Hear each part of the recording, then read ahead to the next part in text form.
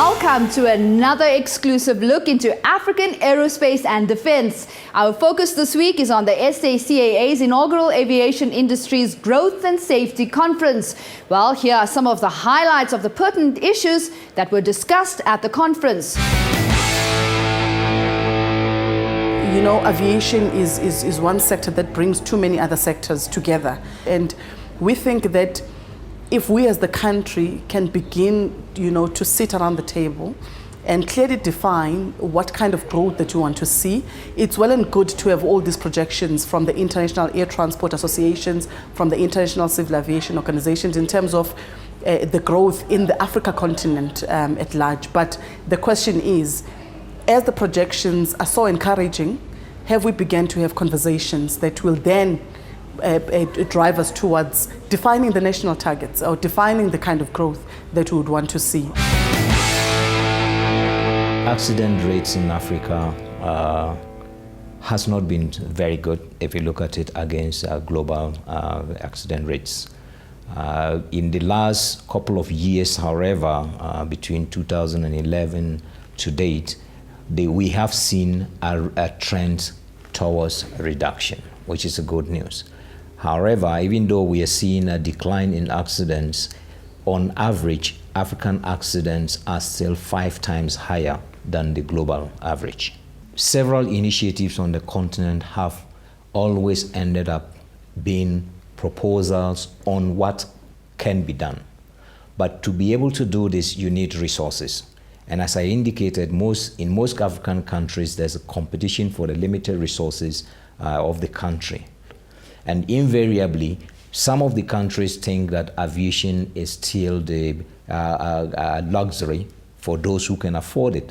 And therefore, priority of the resources go into other sectors other than aviation, thus exposing the aviation sector. The solution lies in African countries understanding that we don't all need to have airlines. What we need is air services across the continent, and not that every country necessarily needs an airline. So if we have this understanding, we would allow the states that are able and capable to run airlines, countries that have viable airlines, to continue to do air transport business, serve the entire continent effectively. The second way of actually solving this problem is to look at regional oversight of the continent. Another company operating in a very niche space is DCS Protected Mobility. I had the opportunity of talking to their general manager, Andrew Mears. It's a company that comprises 11 businesses, each focusing on a manufacturing niche and a recognized leader in its field. The companies are long established, with the oldest in the group having been in operation for over 100 years. The company I'm talking about is DCS. I'm joined now by Andrew Mears, General Manager of DCS Protected Mobility. Welcome to the show. Great to meet you today, Andrew. Thank you very much. It's a pleasure to be here. Just if you can give us an overall sense of the company itself, but also to focus in particular on the defense and security industry in Africa, and what is it unique that you bring into that space? Well, DCS itself is an engineering business, predominantly in the heavy engineering sector, but Protected Mobility is a special company that is totally focused on designing and manufacturing special purpose tactical wheeled vehicles for the military and security market. Mm-hmm. How broad is this market, and how spread out are you in terms of what you're offering to the market in other parts of the world, in Africa? Well, we focus specifically on niche products because there are really big players out there like BAE and General Dynamics and even Denel.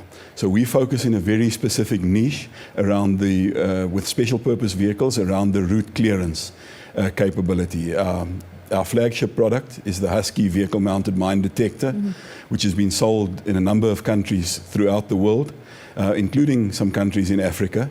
And it has a very special focused purpose in keeping routes clear and open for civilian and military use during conflict and in post-conflict situations. So when we're talking about niche, what we're really talking about is technology niche. And do you also custom make your products to suit clients in different areas? Absolutely. Our products sort of originated in the late 70s and early 80s due to the landmine threat that so the South African Defence Force at that stage was facing along the northern borders of Southwest Africa, or now Namibia, and in our own sort of Limpopo province. These vehicles were designed specifically to deflect and absorb blasts from a variety of explosive threats. And although they were very basic at that time, this technology has grown and been adapted over the years. And DCS Protected Mobility is one of the companies that has been at the absolute forefront of developing this technology. Our vehicles are specifically sensor platforms, or the Husky vehicle is specifically a sensor platform that carries a wide variety of sensors, not all developed by us, but we are integration specialists as well, to allow users to detect and mitigate the threats they face. Now, you've obviously achieved a lot of milestones over the years being in operation, but what would you say has been your biggest achievement to date? Well, our biggest achievement is definitely the type classification of our Husky vehicle-mounted mine detector on a program of record with the United States government. We're the first South African company to ever have achieved a milestone like that. And we also, with the variant of this two-seat variant of this vehicle, were one of the US Army's top 10 innovations of the year in 2010. Well, congratulations, well done to you. How challenging is it right now to operate? It's very challenging. The market is very tough out there in the defense sector. There's not a lot of business going around, although you won't think so if you look at the amount of conflict that's there in the world. But the markets are post-2008 and the period that has followed after that are very depressed. And while there are some big programs in countries that do have money, even in the first world countries, there's not a lot of business out there. And so you have to fight very hard for what you've got. You have to look after what you have and support the equipment that you do have out there in the field. But there are some significant opportunities that we are pursuing. It's a very, very unique space to be in. How do you strategize when it comes to your expansion plans? Well, I mean, where we have, as I explained to you in the beginning, we have seen ourselves as designers and manufacturers of special purpose tactical wheeled vehicles.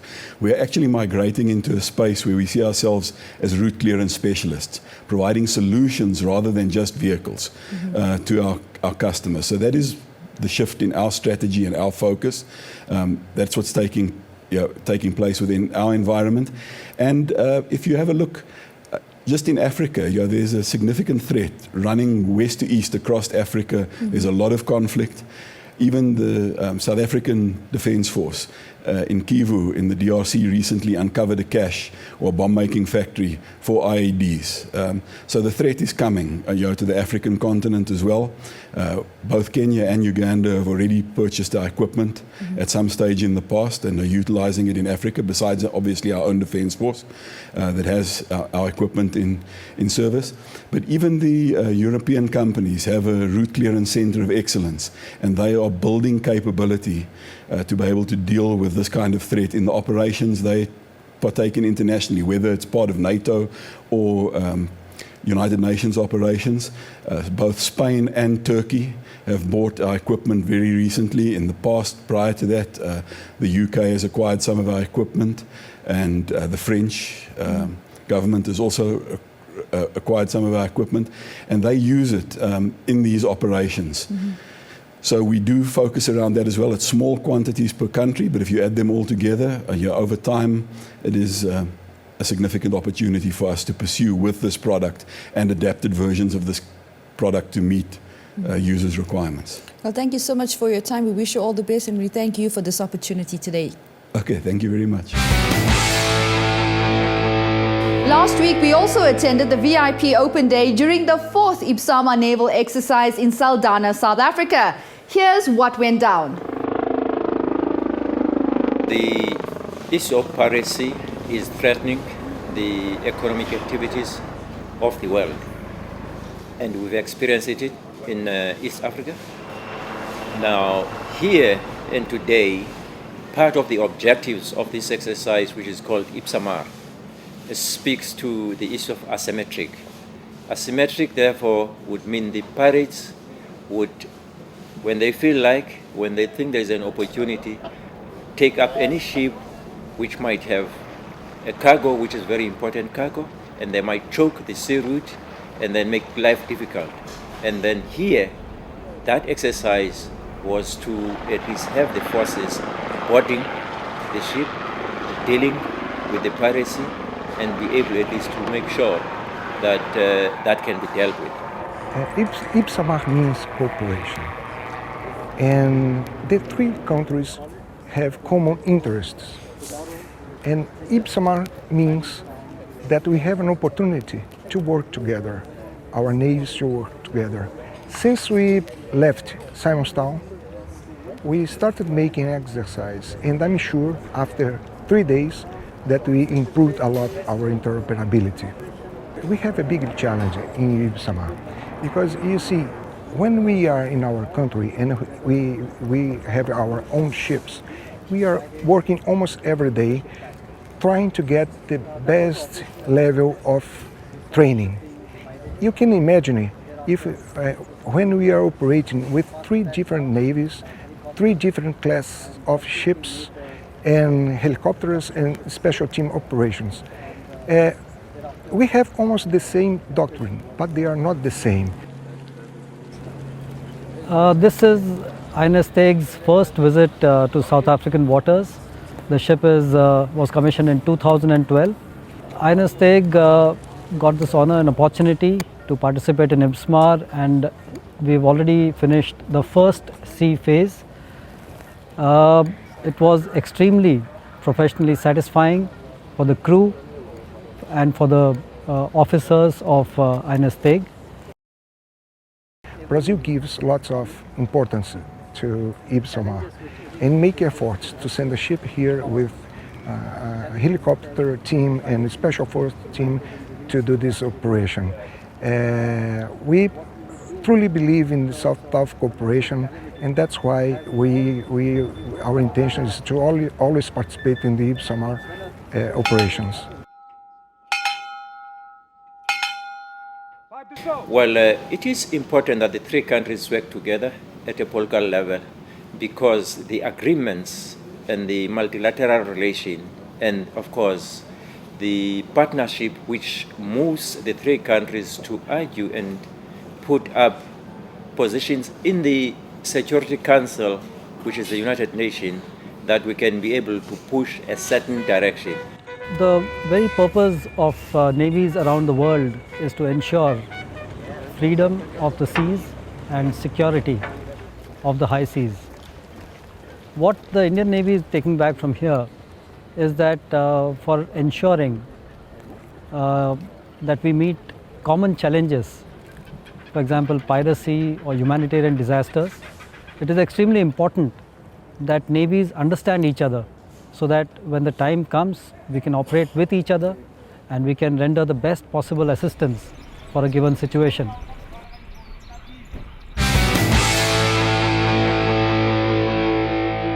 And that's the end of our weekly edition on African Aerospace and Defense TV. Stay tuned to this channel for weekly updates. Until next time.